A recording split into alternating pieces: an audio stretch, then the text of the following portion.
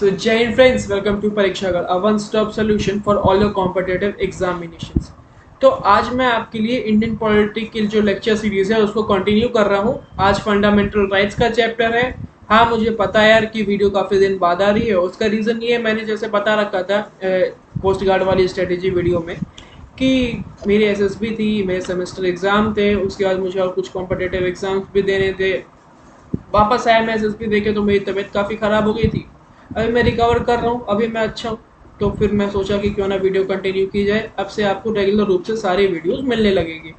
ठीक, तो fundamental rights का टॉपिक आज मैं पढ़ाऊंगा आपको। तो फंडामेंटल राइट्स के बारे में कहीं और पढ़े होंगे, कभी कॉम्पिटिटिव एग्जाम की तैयारी करते समय पढ़े होंगे, या लक्ष्मीकांत ही देख लिए होंगे कभी गलती से। तो काफ़ी देखे होंगे, लेंदी चैप्टर है, काफ़ी बड़ा चैप्टर है। फंडामेंटल राइट्स काफ़ी इंपॉर्टेंट और काफ़ी बड़ा चैप्टर है। तो मैंने इसको सोचा क्यों ना हम पार्ट्स में करें। ठीक है, पहले कुछ पार्ट में करेंगे, पहले कुछ पार्ट में करेंगे, पहले कुछ पार्ट में करेंगे, और ऐसे हम ये पूरा टॉपिक कंप्लीट कर देंगे। ये टॉपिक कंप्लीट होने के बाद पूरे फंडामेंटल राइट्स से जितने प्रीवियस ईयर क्वेश्चन आए हैं उसकी एक वीडियो अलग से आ जाएगी। तो ये मेरा प्लान है इसको पढ़ाने का। ठीक, तो चलो अब कंटिन्यू करते हैं। तो फंडामेंटल राइट्स के बारे में कुछ एक बेसिक बेसिक जो बातें हैं कि ये पार्ट 3 ऑफ द कॉन्स्टिट्यूशन में लिखी हुई है। ठीक है, अगर आपको पता होगा कॉन्स्टिट्यूशन जब बनाया गया था तो कुछ पार्ट्स में बनाया था, उसमें कुछ आर्टिकल थे, उससे कुछ पार्ट्स थे, कुछ शेड्यूल्स थे। ठीक है, इन सब के बारे में नहीं पता तो इन सब के बारे में मैंने आप एक डिटेल्ड लेक्चर पे वीडियो पहले डाल रखी है, आप जाके देख सकते हो। ठीक, तो फंडामेंटल राइट्स का जो पार्ट है वो पार्ट 3 में था। अच्छा, पार्ट 3 में जो है आर्टिकल 12 से 35 तक मेंशन किया गया है। अब फंडामेंटल राइट्स के बारे में बात करेंगे। तो फंडामेंटल राइट्स को कहा जाता है Magna carta of Indian constitution. अच्छा, मैग्ना कार्टा क्यों कहा जाता है? मैग्ना कार्टा बोलने की शुरुआत इसलिए हुई थी क्योंकि 1215 में इंग्लैंड में एक मैग्ना कार्टा इशू हुआ था कि पहली बार राइट्स के बारे में बात हुई थी। ठीक है, बेसिकली क्वालिफाइड राइट्स थे, सबको अवेलेबल नहीं थे। कभी कुछ मेंस को अवेलेबल थे, वुमेन्स को नहीं थे, कुछ रिच को थे, पुअर्स को नहीं थे। ठीक है, लेकिन राइट्स के बारे में जो इनिशियल बात होनी चालू हुई ना, ये मैग्ना कार्टा से ही चालू हुई। जो हमारा फंडामेंटल राइट्स का पार्ट है वो हमने लिया था यूएसए के कॉन्स्टिट्यूशन से। किससे? यूएसए के कॉन्स्टिट्यूशन से हमने फंडामेंटल राइट्स का कॉन्सेप्ट लिया हुआ था। अच्छा, यूएसए के बारे में खास बात ये है कि जब यूएसए का इंडिपेंडेंस हुआ ना, तो यूएसए ने पहला ऐसा कंट्री था जिसने बोला हम अपने सिटीजन को फंडामेंटल राइट्स देंगे। कोई क्वालिफाइड राइट्स नहीं, कोई भेदभाव नहीं, मैन हो, वुमेन हो, गरीब हो, अमीर हो, सबको हम राइट्स देंगे। और कैसे राइट्स देंगे? ये जैसे मैंने जस्टिसिएबल राइट्स, गारंटीड राइट्स। तो उन्होंने पहले 10 अमेंडमेंट जो किए थे अपने कॉन्स्टिट्यूशन में, तो उसमें उन्होंने फंडामेंटल राइट्स को ऐड किया हुआ था। ठीक, ये जस्टिसिएबल और guaranteed rights as it is USA के कॉन्स्टिट्यूशन से हमने उठाया है कि हमने भी जो कॉन्स्टिट्यूशन में अपने फंडामेंटल राइट्स दिया है वो भी जस्टिसिएबल है, वो भी गारंटीड है। जस्टिसिएबल मतलब कि अगर आपको वो नहीं मिलते तो आप कोर्ट में जा सकते हो। ठीक है, तो ये एनफोर्सेबल है। क्या? एनफोर्सेबल है। और कौन एनफोर्स करता है? कोर्ट्स करती है। कौन? कोर्ट्स करती हैं। ठीक, गारंटीड राइट है तो गारंटर कौन हुआ? गारंटी कौन लिया? कॉन्स्टिट्यूशन ऑफ इंडिया में लिखा हुआ it is guaranteed by the law of the land. ठीक है, हमारे कॉन्स्टिट्यूशन ऑफ इंडिया में ये गारंटीड है। और एक गारंटी, इसका एक गारंटी सुप्रीम कोर्ट भी है कि अगर कभी भी आपको ऐसा लगता है कि हमें ये फंडामेंटल राइट से नहीं मिल रहा है, मुझे फंडामेंटल राइट नहीं दिया जा रहा है, तो आप सीधा सुप्रीम कोर्ट जाओ। सुप्रीम कोर्ट में आप आर्टिकल 32 के अंदर सुप्रीम कोर्ट उस पर कार्रवाई करेगा। ठीक है, तो अगर फंडामेंटल राइट्स की कोई डिफिनेशन पूछे कि फंडामेंटल राइट्स है क्या, तो ऐसे राइट्स जो दिए गए हैं किसको? इंडिविजुअल को दिए गए हैं। किसको? इंडिविजुअल को दिए गए हैं अगेंस्ट द स्टेट, स्टेट के अगेंस्ट में। ठीक है, and it is enforceable by the courts. इसके दो खास बातें, ये जस्टिसिएबल है और गारंटीड है। ये कुछ बातें होंगी फंडामेंटल राइट्स के बारे में। तो वापस एक बार रिवाइज कर लेते हैं। तो इंडियन कॉन्स्टिट्यूशन में फंडामेंटल राइट्स लिखा हुआ है पार्ट 3 में, आर्टिकल 12 से 35 तक पार्ट 3 के अंदर। इसको मैग्ना कार्टा बोला जाता है कॉन्स्टिट्यूशन का। मैग्ना कार्टा क्यों बोला जाता है? कि जब सबसे पहली बार राइट्स की बात हुई थी ना, तो सबसे जब पहली बार राइट्स की बात हुई थी तो इंग्लैंड के गवर्नमेंट ने किया था, मतलब इंग्लैंड के राजा ने किया था। तो उसमें जनरली सबको सारे सारे राइट्स नहीं मिले हुए थे। कुछों को क्वालिफाइड राइट्स बताया, मेन को थे, वोमेन को नहीं थे, अमीरों को थे, गरीबों को नहीं थे, कुछ कुछ ऐसा था।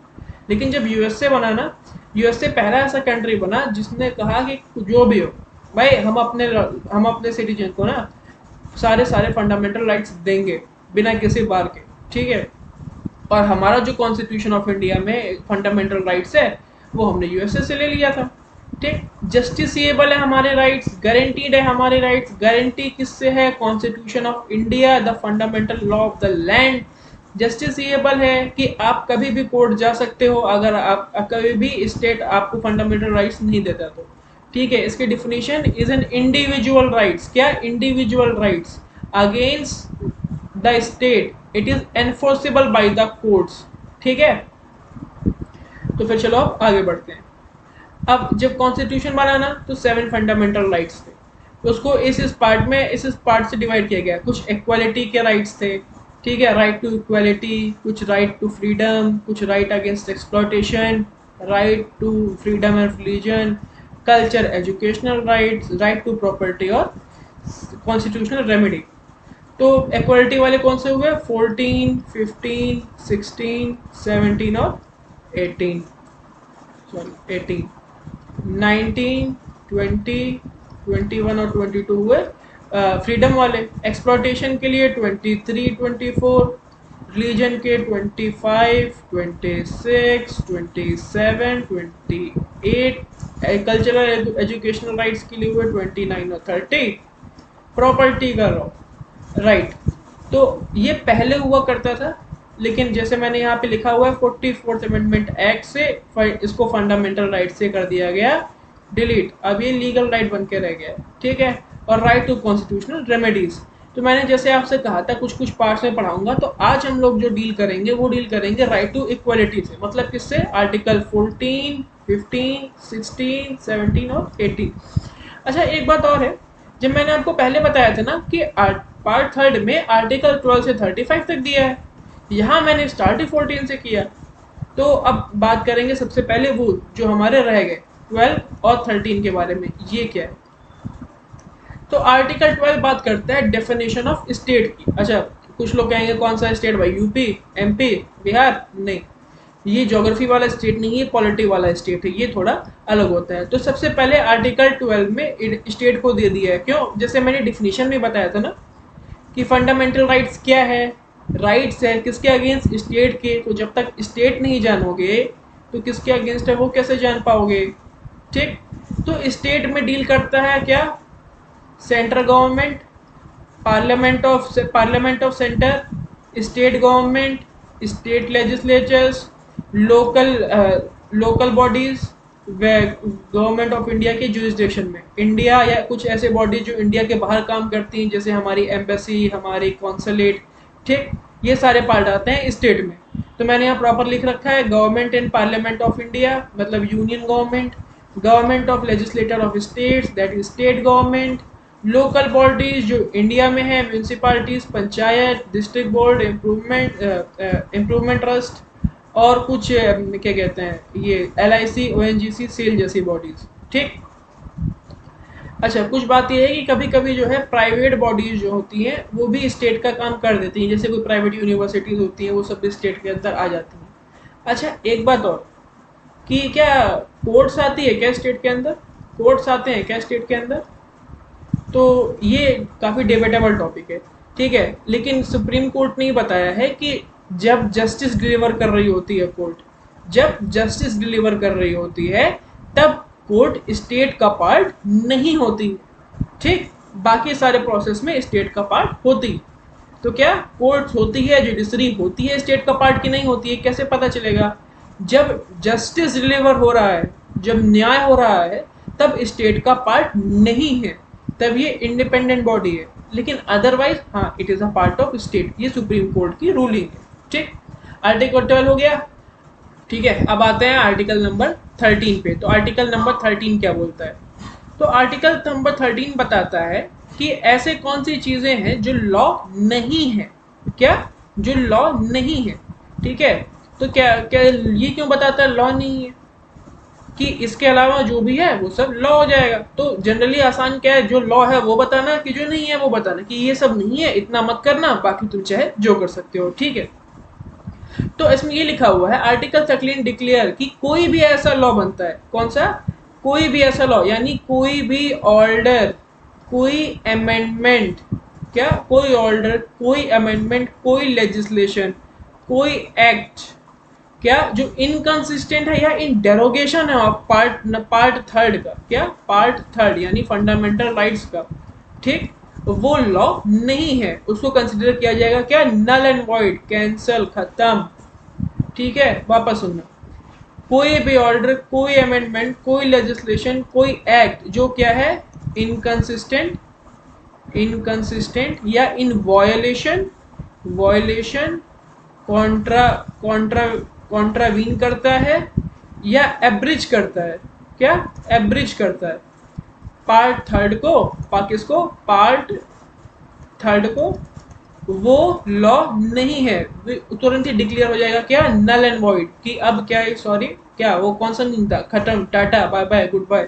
ठीक, तो ये जनरली क्या, इस पे क्या टॉपिक आ जाता है, ये जुडिशियल रिव्यू का टॉपिक आ जाता है। ठीक, कि अब जुडिशरी डिसाइड करती है कि कोई ऐसा कोई लॉ तो नहीं बन रहा ना कि जो पार्ट थर्ड के इनकंसिस्टेंसी में हो या डेरोगेशन में हो, तो अगर कोई भी होगा तो वो क्या हो जाएगा, नल एंड वॉइड। आर्टिकल 13 के बारे में बात बताऊं, आर्टिकल 13 कौन सा, वो आर्टिकल 13 वर्सेस आर्टिकल 368 चलता रहता है काफी। जब हम लोग बेसिक स्ट्रक्चर डॉक्ट्राइन करेंगे ना, तभी इसके बारे में देखेंगे कि इनके बीच में काफ़ी बैटल चल रही होती है, आर्टिकल 13 बड़ा है कि आर्टिकल 368 बड़ा है। आर्टिकल 13 देख लिया ना क्या है, आर्टिकल 368 के बारे में अगर बता दूं, आर्टिकल 368 पावर देता है पार्लियामेंट को टू मेक एनी लॉ, ठीक है, कि कॉन्स्टिट्यूशन ऑफ इंडिया का कोई सा भी पार्ट है, कोई सा भी प्रोविजन है, उसमें ये कोई अमेंडमेंट ला सकता है। तो काफ़ी समय तक एक डिबेट चली थी कि आर्टिकल 368 ज़्यादा पावर देता है कि आर्टिकल 13 ज़्यादा पावर देता है। फाइनली कंसेंसस में आया गया सुप्रीम कोर्ट द्वारा कि आर्टिकल 368 तो है, लेकिन आर्टिकल 368 एक चीज़ होता है जिसको बोलते हैं बेसिक स्ट्रक्चर, हमारे कॉन्स्टिट्यूशन का बेसिक स्ट्रक्चर, उसको टच नहीं कर सकता। ठीक, अब ये सब क्या होता है, इसकी अलग सी वीडियो आएगी, इसमें नहीं डालूंगा वरना फंडामेंटल राइट से हम लोग काफ़ी डेविएट हो जाएंगे। ठीक, तो देखो मैंने सुंदर करने के लिए एक फोटो भी दे दिया है, जो मैं पहले बात बताई थी कि आज हम डील करेंगे राइट टू इक्वालिटी से। ठीक है, फंडामेंटल राइट्स को ऐसे पार्ट में डिवाइड किया सकता है, equality, freedom, exploitation, religious, cultural educational rights, constitutional remedies. एक याद करो कौन सा नहीं है इसमें, प्रॉपर्टी वाला नहीं है। क्यों प्रॉपर्टी वाला हटा दिया गया, किससे, कौन से अमेंडमेंट से हटाया गया था, 44th अमेंडमेंट से हटाया गया था। ठीक है, तो ये सब बातें याद रहनी चाहिए। तो आज मैं डील करेंगे इससे, आर्टिकल 14, 15, 16, 17 और 18। तो एक बार पढ़ लो ये क्या क्या है, इसको डिटेल में देखेंगे, लेकिन अभी खाली ऐसे रीडिंग मान लो क्या है। आर्टिकल 14 क्या होता है, equality before law, equal protection of laws. तो इसमें सुनने ही लग रहा है कुछ हाँ कि इक्वालिटी की बात हो रही होगी, सब बराबर है, ऐसी कुछ बात हो रही होगी। क्या होता है वो आगे हम लोग देख लेंगे। आर्टिकल 15 क्या बोलता है भाई, प्रोहिबिशन ऑफ डिस्क्रिमिनेशन, कि डिस्क्रिमिनेशन नहीं होना चाहिए। ठीक है, किसके ग्राउंड्स पे, religion, race, caste, place of birth, sex, इन सब के आधार पे। ठीक, तो डिटेल में आगे देखेंगे। आर्टिकल 16 क्या बोलता है, equality of opportunity in public employment. ठीक, तो अपॉर्चुनिटी इक्वल करने की बात कर रहा होता है किसमें, पब्लिक एम्प्लॉयमेंट यानी सरकारी नौकरियों में। डी, आर्टिकल 17 काफी इंपॉर्टेंट, एबॉलिशन ऑफ अनटचेबिलिटीज। आर्टिकल 18 क्या, अबॉलिशन ऑफ टाइटल। ठीक है, तो इसका जनरल याद कर लो कि कुछ कुछ एग्जाम में पूछ लेता है। आर्टिकल 14 क्या है, तो एक इक्वालिटी वाला लॉ है। आर्टिकल 15 क्या है, राइट अगेंस्ट डिस्क्रिमिनेशन है। आर्टिकल 16 क्या है, इक्वल अपॉर्चुनिटी ऑफ क्या, पब्लिक एम्प्लॉयमेंट में है। 17 क्या है, अनटचेबिलिटी का अबॉलिशन है। 18 क्या है, सारे टाइटल हटा दिए जाएंगे। ठीक, चलो भाई अब सबसे पहले चालू करते हैं अपना आर्टिकल 14 से। तो आर्टिकल 14 क्या बोलता है, इक्वालिटी बिफोर लॉ और इक्वल प्रोटेक्शन ऑफ लॉ, दो वाइड टॉपिक दे रहा होता है। तो इसके पहले बता दूं, ये है ब्रिटिशर्स का, ये है अमेरिकन्स का। ये क्या बोलता है कि सभी को एक जैसा ट्रीट किया जाना चाहिए, कानून के सामने सब बराबर हैं।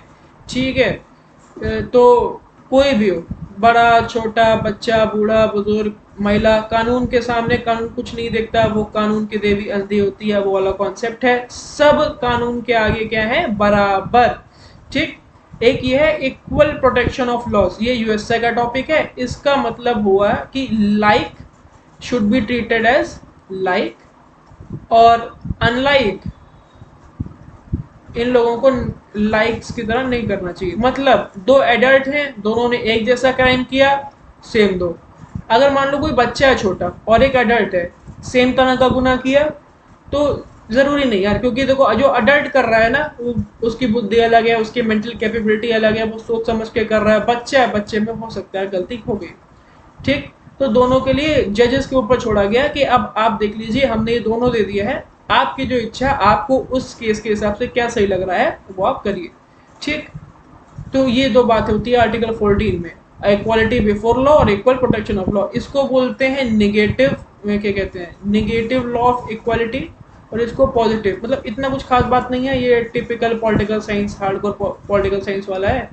तो इतना आपने जानने की जरूरत नहीं, पॉलिटिकल नहीं है, पॉलिटिकल साइंस जो पढ़ते हैं एम में भी उनको सब निगेटिव पॉजिटिव क्या होता है इतना जान लो कि आर्टिकल 14 में क्या बोलता है कि क्या कहते हैं, state shall not deny any person, क्या, इक्वालिटी बिफोर लॉ और equal protection of law within territory of India. ठीक। This provision confers right to all person. बचा, हाँ, कुछ ऐसे फंडामेंटल राइट्स हैं जो केवल सिटीजन्स को हैं, कुछ ऐसे फंडामेंटल राइट्स हैं जो इंडियंस को भी हैं और साथ साथ जो बाहर के लोग आते हैं उनको भी हैं। तो जब पूरा फंडामेंटल राइट्स खत्म हो जाएगा तो देख लेंगे यार कौन से इंडियन सिटीजन्स को हैं, कौन से फॉरेन्स को हैं, ठीक है, कौन से दोनों के लिए हैं। तो ये सब देख लेंगे कब, जब पूरा फंडामेंटल राइट्स पूरा आर्टिकल 32 तक फिनिश कर लेंगे। ठीक। तो फटाफट उसको याद कर लेंगे, तो उसमें कोई ऐसा हेडेक लेने वाली बात नहीं है कि कौन सा इंडियन को है कौन सा फॉरेन का है, छोटा सा ही। हाँ, एक बात और बतानी थी कि जब लक्ष्मीकांत पढ़ोगे ना तो इसमें एक डायसी का लॉ आता है। तो डायसी ने क्या बोला था, एक कॉन्सेप्ट दिया था, रूल ऑफ लॉ। ठीक। कि कानून के सामने सब बराबर हैं। तो इक्वालिटी बिफोर लॉ जो हमने लिया है ना, वो जनरली डायसी के रूल से ही लिया है। तो कभी कैसे कोई डायसी का रूल क्या है, rule of law, equality before law जो है वो डायसी के रूल का एक पार्ट है, रूल ऑफ लॉ का एक पार्ट है। तो कभी कभी इसको बोलते हैं डायसी का रूल भी बोल देते हैं। ठीक है, क्या, डायसी का रूल भी बोल देते हैं इसको। तो जस्ट एक जनरल फैक्ट लक्ष्मीकांत में था तो मुझे लगा आप लोग के सामने लेके आना चाहिए। तो ए बी डाइसी का रूल ऑफ लॉ, तो इक्वालिटी बिफोर लॉ का जो टॉपिक है, जो यूके वाला टॉपिक है ना, इक्वालिटी बिफोर लॉ, कि कानून के सामने सब बराबर, वो ए बी डाइसी का ही है। ठीक। नेक्स्ट आता है आर्टिकल 15 कि स्टेट, जो स्टेट है, स्टेट पढ़ लिए ना, आर्टिकल 12 में जो स्टेट डिफाइन हुआ है, पूरे जो भी आएगा वो वही आर्टिकल 12 वाला ही स्टेट आएगा। ठीक। State shall not discriminate, discrimination यानी पक्षपात, यानी किसी को आगे रख दो किसी को पीछे रख दो, ठीक है, वो नहीं करना चाहिए, डिस्क्रिमिनेशन नहीं करना चाहिए। लेकिन किस बेहाफ पे नहीं करना चाहिए, उसके लिए कुछ ओनली कुछ रूल दिए हुए हैं। जो शब्द ध्यान देने वाली बात है वो है ओनली, कि रिलीजन के आधार पे नहीं कर सकते आप, रेस के आधार पे नहीं कर सकते, caste, sex, place of birth, इनके आधार पे नहीं कर सकते, और केवल इनके आधार पे ही नहीं कर सकते, और आधार पे हम कर सकते हैं। ठीक है। तो स्कॉलरशिप अनाउंस हुई तो लास्ट वाला नहीं बोल सकता कि रैंक फर्स्ट को क्यों दे रहे हो। ठीक है भाई, वो जीनियस है उसको मिल रहा है, वो पढ़ा है उसको मिल रहा है। ठीक है। तो जो फेल हुए वो नहीं कह सकते कि जो सेलेक्ट हुए वो उनके साथ क्या, वो उनको एसएसबी ने क्यों मिल रहा है, हमारे साथ डिस्क्रिमिनेशन हुआ है, नहीं, वो पढ़ा है, वो सेलेक्ट हुए हैं, इसलिए उनको मिल रहा है। रिलीजन के आधार पे नहीं कर सकते, रेस के आधार पे, कास्ट के आधार पे, सेक्स और प्लेस ऑफ बर्थ के आधार पे नहीं कर सकते। ठीक है। ऐसा नहीं बोल सकते कि क्या कहते हैं, कुछ पर्टिकुलर कास्ट वाले ही आएंगे, किसी पर्टिकुलर रेस वाले ही आएंगे, कोई पर्टिकुलर रिलीजन वाले ही आएंगे। ठीक है। मेरे घर में जो पैदा हुआ है वही आएगा। और दूसरा सेकेंड प्रोविजन क्या होता है, चाहे आर्टिकल 15 में कुछ सब क्लॉज भी हैं। तो आर्टिकल 15 का दो पार्ट है, एक पहला पार्ट जो मैंने बता दिया, दूसरा पार्ट ये बोलता है कि स्टेट डिस्क्रिमिनेशन नहीं करना चाहिए, सबको बराबर अधिकार मिलना चाहिए। किसके लिए, access of shops, public restaurant, hotel, place of birth, well, tanks, bathing yards, road.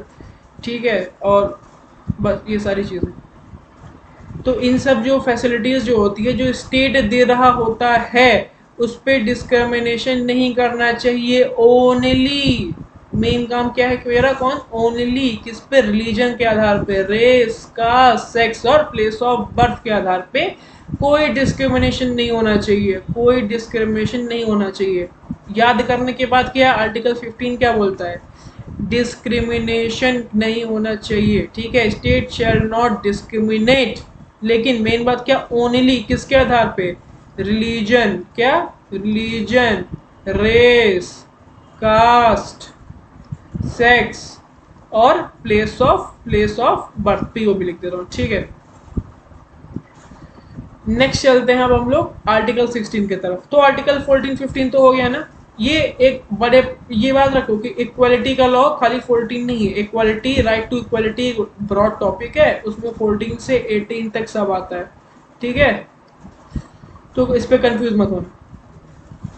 अगला है भाई equality of opportunity in public employment. तो ये क्या बात हुई? पब्लिक एम्प्लॉयमेंट में अपॉर्चुनिटी, तो स्टेट ऐसे प्रोविजन बनाएगा जो लोगों को इक्वल अपॉर्चुनिटी देंगे, कोई भी हो उसको इक्वल अपॉर्चुनिटी देंगी पब्लिक एम्प्लॉयमेंट में, ठीक है। तो स्टेट डिस्क्रिमिनेट नहीं करेगा किसमें? पब्लिक एम्प्लॉयमेंट, यानी नौकरी देते समय। कोई भी स्टेट के बारे में पढ़ लिया ना, स्टेट क्या होता है, वो स्टेट सारी चीज़ें याद करो, आर्टिकल 12 जो पढ़े थे याद करो। Central government, parliament, state government, state legislator, ठीक है, लोकल बॉडीज, याद आया? वो स्टेट, इस सब इसी स्टेट की बात हो रही है, ठीक।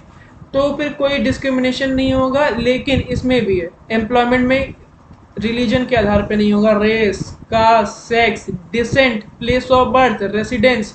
देखो दो बात, डिसेंट और रेसिडेंस, ठीक। जो क्या कहते हैं आर्टिकल 15 में नहीं था ना, आर्टिकल 16 में आ गया, क्या? डिसेंट और रेसिडेंस के बारे में, ठीक। तो ये मेन बात यही है कि याद रख लो आर्टिकल 16 क्या है? Equal opportunity in public employment, और किस किस बारे में डिस्क्रिमिनेशन नहीं होना चाहिए? Only religion, race, caste, sex, descent, place of birth और रेसिडेंस के आधार पे। अच्छा, एक डिबेट इसमें और आती है फिर, रिजर्वेशन का क्या? क्या रिजर्वेशन का क्या? तो जब रिजर्वेशन दे रहे थे हमारे कॉन्स्टिट्यूशन में, तो एक बात बोली गई थी कि लेवल प्लेइंग फील्ड, क्या? लेवल प्लेइंग फील्ड का कॉन्सेप्ट लेके आया गया था कि जनरली बाकी सारे जो कास्ट है ना, वो यहाँ से रेस करेंगे। जिन लोग को रिजर्वेशन दिया गया, यानी SC STs इनिशियली जिनको दिया गया था, वो थोड़ा पीछे रह गए हैं हमारे आज़ादी के पहले। जो भी हमारे सोसाइटी थी, जैसा भी था, तो ना स्कूल्स की अपॉर्चुनिटी नहीं थी जाने की, ना इक्वल अपॉर्चुनिटी की थी, इसलिए वो सोशली, कल्चरली, एजुकेशनली थोड़ा पीछे रह गए। तो अब जो लोग यहाँ से स्टार्ट कर रहे हैं वो तो जल्दी पहुँच जाएंगे। इनको आने के लिए थोड़ा, इनको यहाँ से यहाँ तक आने के लिए भी टाइम लगेगा। फिर वो लोग रेस, मान लो रेस है, तो यहाँ से तुम स्टार्ट कर रहे हो, और कोई जिसको रिजर्वेशन दिया गया, कोई SC कैटेगरी का, वो यहाँ से स्टार्ट कर रहा है, ठीक। तुम्हारी रेस जल्दी खत्म हो जाएगी, उसको तुम्हारे तक आने में टाइम लगेगा फिर, और इसलिए हमने लेवल प्लेइंग फील्ड दिया। क्या? लेवल प्लेइंग फील्ड, कि अब स्टार्ट लाइन तो आगे हो, स्टार्ट लाइन तो बराबर हो, इसके बाद अब आपकी मेरिट है, इसके बाद आपको इक्वल अपॉर्चुनिटी दी गई। क्या? इक्वल अपॉर्चुनिटी दी गई, सबको बराबर की अपॉर्चुनिटी दी गई, ठीक है, कि एक जगह से स्टार्ट करो, यहाँ से स्टार्ट करो, इसके बाद तुम्हारी मेरिट है भाई, ठीक। तो आर्टिकल 16 समझ में आया? अच्छा, ध्यान से देखो, आर्टिकल 15 14 ये सब बात तो इक्वलिटी की कर रहा है। क्या? लेवल प्लेइंग फील्ड, एक जगह पे लाने की बात कर रहा है, सब समान है, सब बराबर है, इसी की बात कर रहा है, ठीक। नेक्स्ट चलेंगे हम लोग किस पे? आर्टिकल हमारा 17 पे। आर्टिकल 17 ये काफी इंपॉर्टेंट था। अनटचेबिलिटीज इंडिया की सोसाइटी में काफी समय से थी, ठीक है। तो अनटचेबिलिटी को एबॉलिश किया गया इन ऑल इट्स फॉर्म। क्या? पहला ऐसा लॉ था जिसमें कोई ओनली नहीं, अनटचेबिलिटी खत्म, किसमें? ऑल फॉर्म्स में, ऑल फॉर्म्स में, यानी केवल स्टेट ही नहीं, अगर कोई इंडिविजुअल भी अनटचेबिलिटी प्रैक्टिस कर रहा है तो नहीं, भाई सीधा जेल, ठीक है। तो abolition of untouchabilities and forbids its practice in any form, किसी भी फॉर्म में अनटचेबिलिटी प्रैक्टिस नहीं होगी, और जो भी करता है पनिशेबल ऑफेंस है भाई, सीधा जेल। चलो, हैप्पी बर्थडे, ठीक। तो जब ये आर्टिकल 17 जब वहाँ पे लाया गया था ना कॉन्स्टिट्यूएंट असेंबली में, तो पहला ऐसा राइट्स था जिसमें यूनानिमस वोट पड़े थे। ठीक है, सब एग्री थे इसके लिए कि नहीं, हाँ, इंडिया में सबसे बड़ा इविल जो है अनटचेबिलिटी, खत्म करो भाई इसको, बिल्कुल खत्म करो। पहले अनटचेबिलिटी के बारे में बहुत सुनते हो कि ये कुएं में एक्सेस नहीं था, इन रोडों पे एक्सेस नहीं था, गांवों में एक्सेस नहीं था, खत्म। एक आर्टिकल 17 से अनटचेबिलिटी फिनिश। ठीक, नेक्स्ट चलते हैं हम लोग आर्टिकल 18 की तरफ। तो ये राइट टू इक्वलिटी का लास्ट आर्टिकल होगा। अच्छा, इसके पहले जो हम लोग पढ़े थे ना, ये सब था जिनके पास कम है, ठीक है, उनको बराबर लाने के लिए, इक्वल लाइन पे लाने के लिए, डिस्क्रिमिनेशन जिनके साथ होता था उनको डिस्क्रिमिनेशन खत्म करने के लिए, एम्प्लॉयमेंट में लेवल प्लेइंग फील्ड देने के लिए, अनटीचेबिलिटी को पूरी तरह से खत्म करने के लिए। ठीक। अच्छा, आर्टिकल 18 आया ना, जिनके पास बहुत है, जिनके पास टाइटल वाइटल है कि महाराजा अधिराज, राजा, राय दीवान, राय बहादुर, ये सारे क्या कहते हैं, टाइटल्स दिए जाते थे अंग्रेजों के द्वारा। ठीक है, तो कुछ कुछ चीजें पॉलिटिकल होते थे, कुछ कुछ हेरिडेटरी होते थे। अच्छा, बात ये थी कि अब जो राजा हो गया उसका लड़का भी राजा होगा, तो उसको भी वो टाइटल मिल ही गया, चाहे ना चाहे वो, उसको वो टाइटल मिल गया। तो ये सारे टाइटल एबॉलिश कर दिए गए, एबॉलिश ऑल टाइटल। टाइटल कौन से रखे गए कि टाइटल रख तो सकते हो, लेकिन कौन से, एकेडमिक टाइटल। पीएचडी कर लिया भाई तुम, ये क्या गंदा पेन टैप चल रहा है, सॉरी पेन टैप के लिए मेरा हाथ नहीं बैठ रहा इस पे अभी। तो अगर मान लिया आपने पीएचडी कर लिया, ठीक, पीएचडी कर लिया तो आप डॉक्टर लगा सकते हो, लेकिन हेरिडिटरी नहीं है। कोई डॉक्टर है, कोई इंजीनियर है तो डॉक्टर लगा सकता है, इंजीनियर लगा सकता है, ठीक है। या मिलिट्री वाले titles, captain, lieutenant, major general, admiral, ठीक है, फ्लाइंग ऑफिसर, लगा सकते हो। ठीक, लेकिन हेरिडिटरी नहीं है। अगर तुम आज कैप्टन बन गए तो हल्का जरूरी नहीं कैप्टन लगा घूम रहा हो।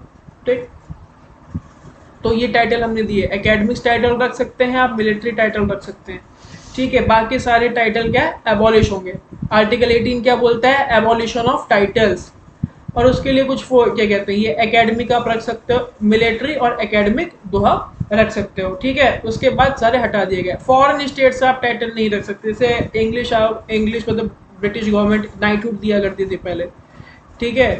तो वो सब आप फॉरेन गवर्नमेंट से टाइटल आप नहीं ले सकते, ठीक है। तो जनरली यही है, आपको जो याद करने वाली बात है आर्टिकल 18 के बारे में। आर्टिकल 18 के बारे में, आर्टिकल 18 के बारे में क्या, abolition of titles.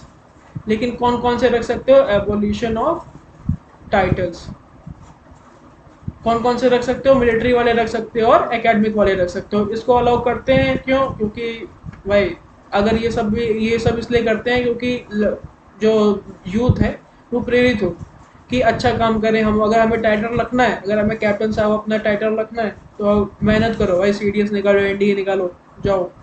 Academic doctor रखना है तो एमबीबीएस नीट क्रैक करो, पीएचडी करो, ठीक है, मेहनत करो। तो इसी के साथ राइट टू इक्वलिटी वाला पूरा खत्म होता है। हमने आर्टिकल 14, 15, 16, 17, 18 सारे आर्टिकल्स देख लिए। आर्टिकल 12 और 13 मत भूलना, इंपॉर्टेंट है। आर्टिकल 12, आर्टिकल 13 ये इंपॉर्टेंट है, ठीक है। ये सारे मत भूलना। डाइसी का लॉ पढ़े थे क्या, इक्वलिटी बिफोर लॉ, ये डाइसी का टाइटल है, ठीक। तो आज के लिए इतना ही। जो सारी वीडियोस थी आप इसको रिवाइज कर लो, जो मैंने बोला उसको रिवाइज कर लो, बाकी सारी चीज़ें आपको मिलती रहेंगी। नेक्स्ट वीडियो में हम लोग क्या कहते हैं, राइट टू फ्रीडम पढ़ेंगे। क्या, कौन सा हो गया हमारा, इक्वालिटी वाला हो गया, राइट टू फ्रीडम नेक्स्ट। 19 के सारे पार्ट्स, 20, 21, 22, ये राइट टू फ्रीडम बहुत इंपॉर्टेंट है। तो अगर ये लेक्चर देखा है तो प्लीज़ यार चैनल को सब्सक्राइब कर दो। यहाँ तक आ गए हो तो पता है अच्छा लगा होगा, सब्सक्राइब कर दो। कोई इम्प्रूवमेंट हो सकता है तो कोई मुझे इम्प्रूवमेंट बता दो कि मैं कैसे इम्प्रूव कर सकता हूँ आगे फर्दर, ठीक है। और सब्सक्राइब कर दो यार ठीक है, चलो bye, have a nice day.